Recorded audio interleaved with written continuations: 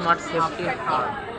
আমি যেই প্রজেক্টটি বানিয়েছি সেটি মূলত আমাদের দৈনন্দিন জীবনের বাস্তব জীবনের কিছু সাধারণ সমস্যাগুলো সমাধান নিয়ে তৈরি করার চেষ্টা করেছি।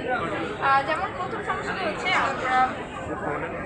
আমরা দেখতে পারি যে এখন অগ্নিকাণ্ডের ঘটনা প্রচুর বেড়ে গেছে, অহরহ অগ্নিকাণ্ডের ঘটনা হচ্ছে। সেক্ষেত্রে আমরা এটা কিন্তু সেক্ষেত্রে আমরা ফায়ার অ্যাম্বুলেন্স করতে পারি। সেক্ষেত্রে আমরা আগামভাবে জানতে পারবো যে আগুন ধরেছে, কারণ আগুনটা যখন ধরবে প্রাথমিকভাবে তখন বেঁচে উঠবে এবং মানুষ অ্যালার্ট হয়ে যাবে যে আগুন ধরেছে, সেটার গুরুত্বপূর্ণ জিনিসপত্র নিয়ে সেটা বাইরে থেকে বের হয়ে যাবে।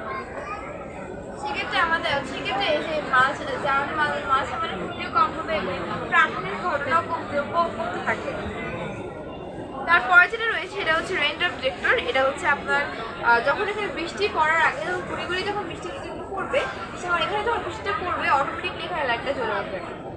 যখন লাইটটা জ্বলবে আমরা বুঝতে পারবো যে এখন বৃষ্টি পড়বে। তো অনেক সময় দেখা যায় কি ছাদের মধ্যে অনেক সময় শুকনো কাপড় বা শুকনো খাবার দাবার রোদে দেওয়া হয়। এখন তখন আমরা যদি এখানে হঠাৎ করে অনেক সময় আমাদের বৃষ্টি পড়ে, খাবার দাবার বা কাপড় সব ভিজে যাবে, নষ্ট হয়ে যায়। সেক্ষেত্রে এটা কার্যকর হতে পারে যে যখন নাকি লাইটটা জ্বলবে বা অ্যালার্মটা বাজবে তখন আমরা বুঝতে পারবো বৃষ্টিটা হবে এবং প্রয়োজনীয় পদক্ষেপ গ্রহণ করবো। এবং একই সাথে যখন নাকি এখানে পানি দেওয়া হবে, এখানে যে একটা মোটর দেওয়া আছে সেই মোটরটি দ্বারা টাপটি ঢাকনা খুলে যাবে।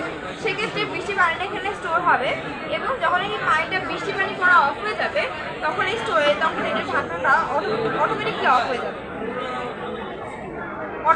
যাবে। সেক্ষেত্রে পানিটার উপরে কোনো ময়লা পড়বে না, পানিটা বিশুদ্ধ থাকবে, যা পরবর্তীতে আমরা ইউজ করতে পারবো। তারপরে যেটা রয়েছে এটা আয়ার ডিটেক্টর। এটা হচ্ছে আপনার দেখা যায় কি রাত্রিবেলা জায়গায় জায়গায় ল্যাম্পপোস্ট থাকে, কিন্তু ওগুলো রাত্রিবেলা সারা রাত লাইট জ্বলে, সেক্ষেত্রে প্রচুর পরিমাণে বিদ্যুৎ অপচয় হয়।